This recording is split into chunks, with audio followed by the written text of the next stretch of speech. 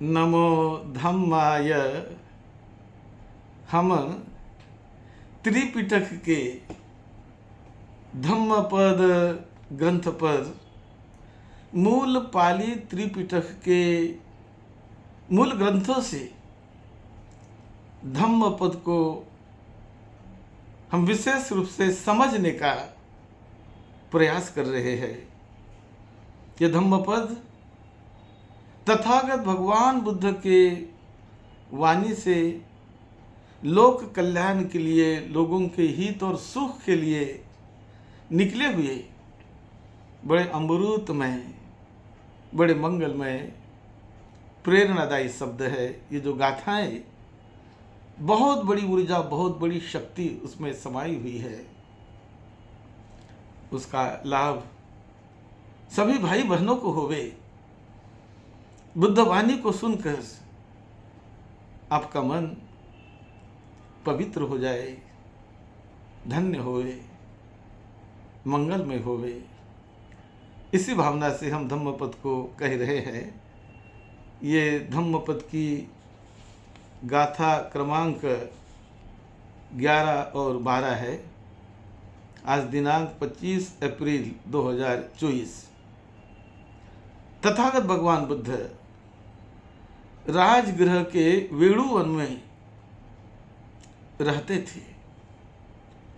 जो वेणुवन राजा बिंबिसार ने भिक्षु संघ को, बुद्ध को दान दिया था, और वहाँ पर ही अग्र श्रावक तथागत भगवान बुद्ध के धम्म सेनापति सारिपुत्र और मोगललायन, इन दोनों की दीक्षा वहाँ पर ही हो गई, उस वेणुवन में, राजगृह में।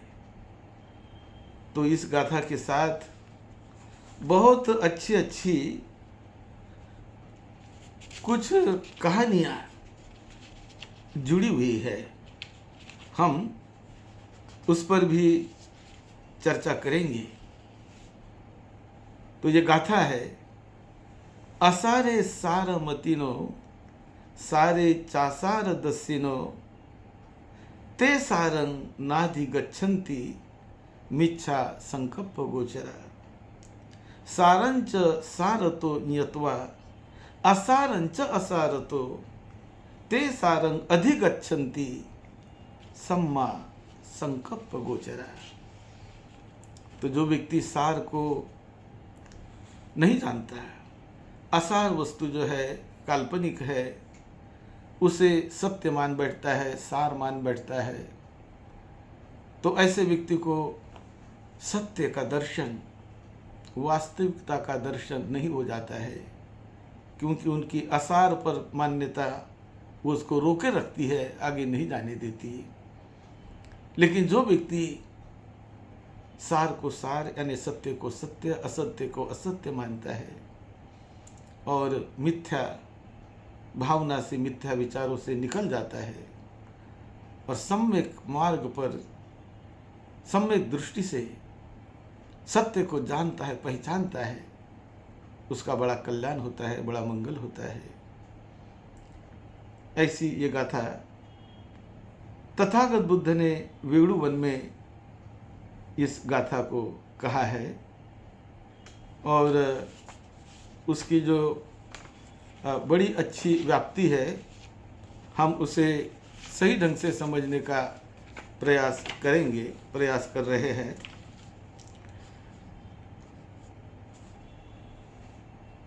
वेणुवन में मिलने के लिए सारिपुत्र मोगललायन बुद्ध को मिलने के लिए जाते हैं। ये सिद्धार्थ गौतम ने जो राजा बिंबिसार को वचन दिया था कि मैं बुद्ध बनने के बाद तुम्हारे यहाँ आऊँगा, तो वो वचन पूर्ण करने के लिए जब बुद्ध बने वाराणसी में, वाराणसी के नज़दीक सारनाथ में उन्होंने पहली धम्म देशना की। बुद्ध बने वो बोध गया में, और वहाँ से वो सारनाथ जाते हैं, धम्मदेशना करते हैं, वहाँ पर एक वर्षावास करते हैं। और उस वर्षावास के बाद जब 61 भिक्खु हो गए वर्षावास के दौरान, तो उसके बाद वो आते हैं बिंबिसार राजा को दिया हुआ वचन पूरा करने के लिए, उनको मिलने के लिए। और रास्ते में भी लोगों का कल्याण करते हुए चलते हैं। और 30 लोग मिले, उन्हें भी उन्होंने धम्म का रास्ता बताया, वो भी बदल गए। बाद में वो 3 जो भाई थे, गया काश्यप, नदी काश्यप और उर्वेला काश्यप, ये तीनों अग्निव्रतधारी थे, अग्निहोम जलाया करते थे। और उस रास्ते पर चलते हुए वो तीनों भाई, उनका जो बड़ा भाई था वो राजा बिंबिसार का राजगुरु था, और राजा बिंबिसार उन्हें राजगुरु के रूप में मानता था। तो बुद्ध ने सर्वप्रथम उनको मिलने का प्रयास किया, और बिंबिसार को मिलने के पहले उनके गुरुओं को, जो राजगुरु करके राजा बिंबिसार को उपदेश देते थे, तो उन्हें मिलने के लिए वो सर्वप्रथम वाराणसी से चलकर वो नदी काश्यप, गया काश्यप, उर्वेला काश्यप, इन बंधुओं को मिलते हैं। और उन तीनों भाइयों के 1000 शिष्य थे। बड़े भाई के 500, दूसरे भाई के 300 और तीसरे भाई के 200, ऐसे 1000 उनके शिष्य थे। तो बुद्ध जब उनसे मिले और मिलने के बाद उन्हें जब धम्म का साक्षात्कार करवाया, धम्म का साक्षात्कार करके वो तीनों भाई बदल गए, और बदल कर वो बुद्ध के शरण में आ गए।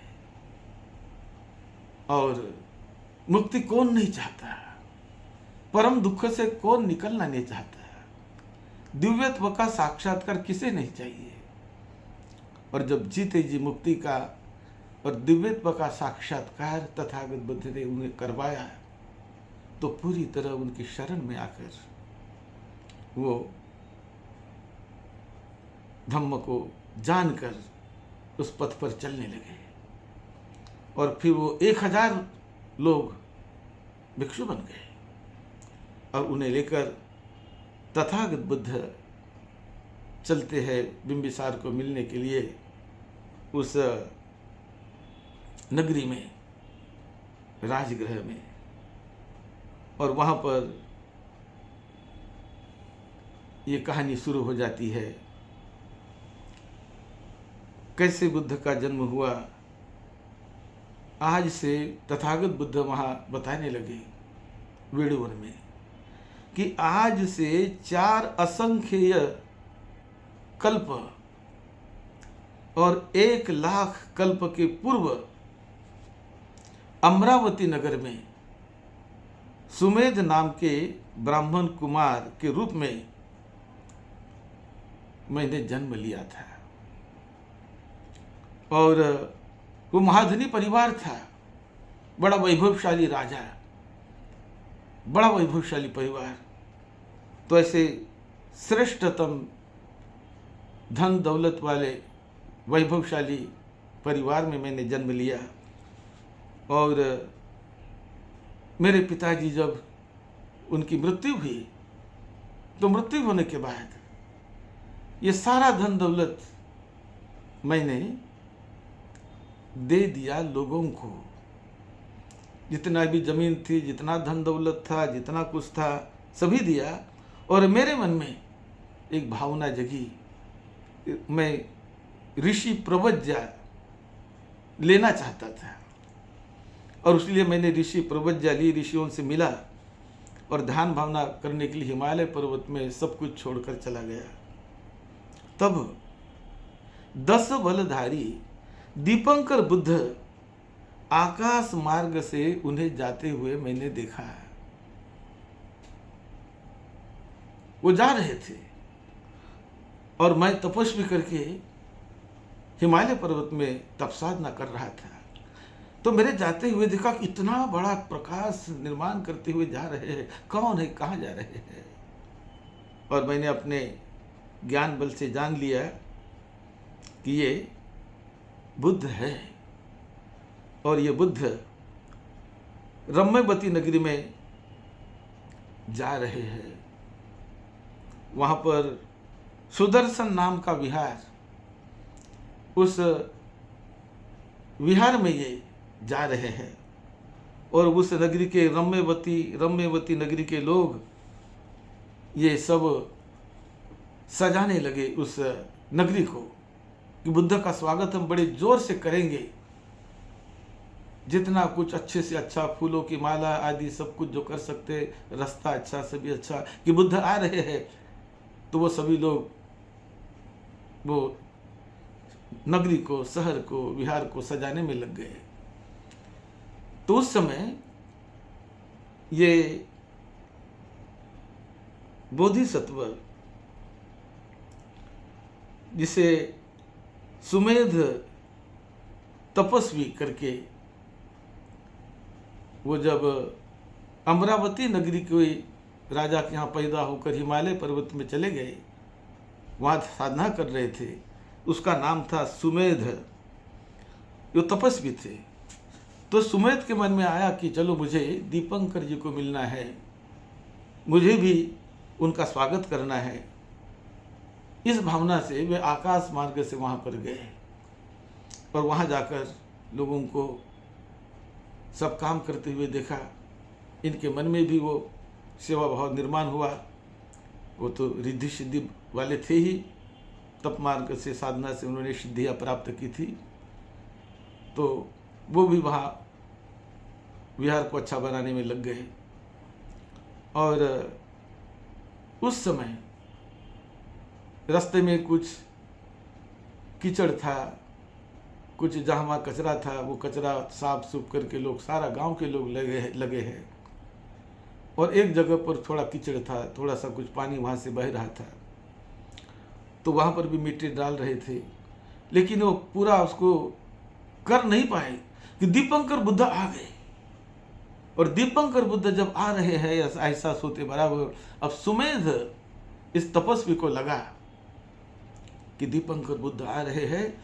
कीचड़ तो है ही, पूरा कीचड़ का रास्ता हम साफ नहीं कर पाए, लेकिन बुद्ध का पैर कीचड़ में नहीं पड़ना चाहिए, इसलिए उन्होंने जितना साफ करना था किया। और वहाँ पर वो लेट गया और लेट कर अपने ऊपर उन्होंने वो जैसे मुर्गचर्ब अपने ऊपर बिछा दिया कि बुद्ध का पैर जमीन पर कीचड़ में ना पड़े, मेरे इस शरीर के ऊपर से वो चले। ऐसा मन में संकल्प करके वो सो गए और सभी लोग बुद्ध के स्वागत में खड़े थे। ये सो गए। जब बुद्ध आए, दीपंकर बुद्ध जब उस नगरी में आते हैं, तो आते समय उन्होंने देखा कि ये कौन है जो इस प्रकार से स्वागत करते हुए ऐसा सोया हुआ है। तो दीपंकर बुद्ध अपने बुद्ध बल से तो उनके शरीर पर से चले नहीं, वो अपने जगह पर, आसन पर जाकर बैठ गए और बैठकर उनको बुलाया कि भाई इधर आओ, क्या तुम्हारा नाम है? तो वो नज़दीक चले गए। मैं सुमेध हूँ और बुद्ध नाम सुनकर ही मैं बड़ा प्रभावित हो गया और आपका स्वागत करने के लिए मैं आया। और इस तरह आपका पैर कीचड़ में ना जाए, ना पड़े, ये सोचकर मैं सो गया। तो बुद्ध ने उनका भूतकाल देखा, उनकी श्रद्धा, उनकी निष्ठा। बड़े धनी परिवार से वो साधु बना था, वो बहुत ऐश्वर्यशाली, धन दौलत सभी को छोड़कर हिमालय पर्वत में जाकर वो ऋषि तपश्चर्या लेकर वो चल रहा था। तो ये सारा देखकर इस दीपंकर बुद्ध ने उसको नजदीक बुलाया। उनकी श्रद्धा को, बल को अपने बुद्ध नेत्र से उन्होंने देखा। ये बुद्ध से उनकी पहली मुलाकात थी। और देखने के बाद वो कहने लगा कि आप जैसा बुद्ध मैं बन जाऊं, यह संकल्प मन ही मन इस सुमेध तपस भी नहीं किया। तब दीपंकर बुद्ध ने उनके भूतकाल को देखा अपने बुद्ध नेत्रों से, अपनी दिव्य दृष्टि से भविष्य काल को, लंबे भविष्य काल को देखा कि क्या सही माने में बुद्ध बनने की शक्ति इसमें है क्या है, ये बुद्ध बनेगा क्या है। और ये देखकर वो मुस्कुराने लगे कि हाँ, ये बहुत शक्तिशाली है, ये बुद्ध बनेगा। और ऐसा करके उन्होंने उनको आशीर्वाद दिया, उनका भविष्य देखा कि ये भविष्य में जरूर बुद्ध बनने वाला है, अवश्य बुद्ध बनेगा, ये 10 पारमिताओं को पूरा करेगा। 10 पारमिताएं, ऊपर पारमिताएं और 10 परमत्थ पारमिताएं, 10 ऊपर पारमिताएं, ऐसे 30 पारमिताओं को ये पूरा करेगा और बुद्ध बनेगा। ऐसा उन्होंने अपने बुद्ध नेत्रों से देखा और देखकर उन्हें आशीर्वाद दे दिया कि तुम बहुत लंबे काल के बाद तुम गौतम बुद्ध नाम से बुद्ध बनोगे। ऐसा उनका भविष्य उनको बता दिया। तब दीपंकर बुद्ध को उन्होंने वंदन किया और वंदन करके वो और भी हिमालय पर्वत पर चले गए। और उसके बाद वो जीवन जीते जीते बाद में वो देवता लोक में उनका जन्म होता है, बोधिसत्व का। ये जीवन समाप्त होने के बाद वो साधु करके जब उनकी मृत्यु हो गई तो उसके बाद वो तुषित देवता लोक में उनका जन्म हुआ। वहाँ सुमेध बोधिसत्व के नाम से ही उनका जन्म हुआ। और अब समय नज़दीक आ गया है, बहुत लंबा समय बुद्ध बनने के लिए लगता है। कई कल्प, हजारों हजारों हजारों करोड़ों करोड़ साल का, अरबों साल का ये कल्प होता है। और ये कल्पों की वही मर्यादा बड़ी लंबी होती है, हम गिन नहीं सकते। तो उसे कहते हैं कि 4 असंख्य ये कल्प और 1,00,000 कल्प के बाद गौतम बुद्ध का जन्म दीपंकर के बाद होता है। और उसके पहले कई बुद्ध होते हैं। तो ये बात उन्होंने जब बताई कौन कौन बुद्ध हुए, तो कौंडन्य बुद्ध हुए, मंगल बुद्ध हुए, सुमन बुद्ध, रेवतो बुद्ध, शोभितो बुद्ध, अनोमदसी बुद्ध, पदुमो बुद्ध, नारदो, पदुमोत्तरो, सुमेधो, सुजातो, पियदसी, अत्थदसी, धम्मदसी, सिद्धत्थो, तिस्सो, फुस्सो, विपस्सी, सिखी, वेसभु, ककुसंदो, कोनागमनो, कश्यपो, ऐसे 23 बुद्ध इनके पहले हो गए। और इन लंबे काल तक इन सारे बुद्ध से सुमेध बोधिसत्व इनकी मुलाकात होती रहती है, वो मिलते हैं। और सारे बुद्धों का भी आशीर्वाद उनको मिलता है। वो भी भविष्यवाणी करते हैं कि जरूर ये बुद्ध बनेंगे, जरूर ये बुद्ध बनेंगे। और ये बुद्ध का भी काल 1,00,000 वर्ष तक कुछ जीते हैं, कल्प कल्प तक भी जीते हैं। तो ऐसा बड़ा लंबा काल होता है। बड़े लंबे काल तक वो रहते हैं। और उसके बाद अब समय आ गया है कि जब उस देवता लोक में थे, तब मैं ओरिजिनल त्रिपिटक से पढ़ रहा हूँ, तब तुषित पूरे, तुषित देवता लोक से जब उनका आना होता है धरती पर, तो कैसा आना हुआ वो यहाँ पर वर्णित है। परित्यजित्वा महादानानि दत्वा पुत्रदारं परित्यजित्वा आयु परियोसाने तुषित पुरे निबत्तित्वा तत् यावतायुकं ठत्वा दश सहस्र चक्रवाण देवता ही सन्निपतित्वा। तो 10 चक्रवाण, 10,000, 10 सहस्र, 10,000 चक्रवाण के सभी देवी देवता लोग इकट्ठे आकर इस सुमेध बोधिसत्वों को याचना करते हैं, वंदन करते हैं, कहते हैं कि देखो अब काल आ गया है।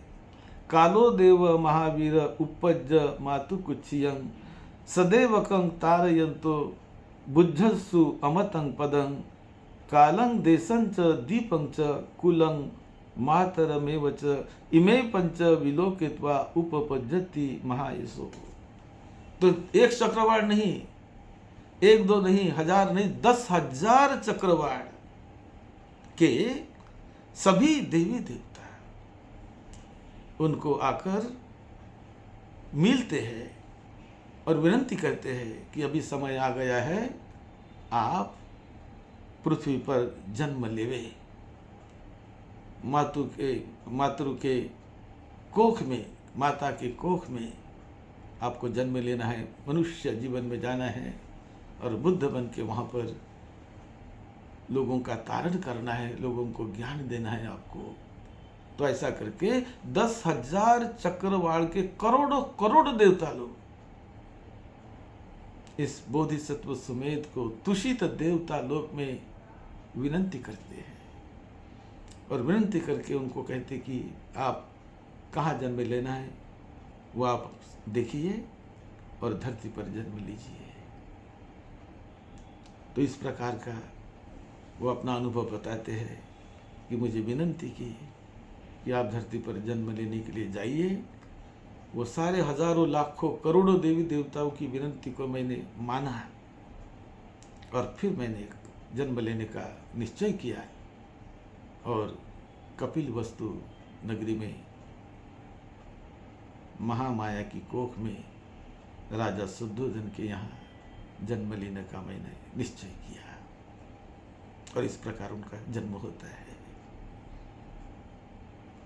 अगली कड़ी बाद में कहेंगे, बहुत लंबी कहानी है, इसे जरूर सुनिए, जरूर सुनिए।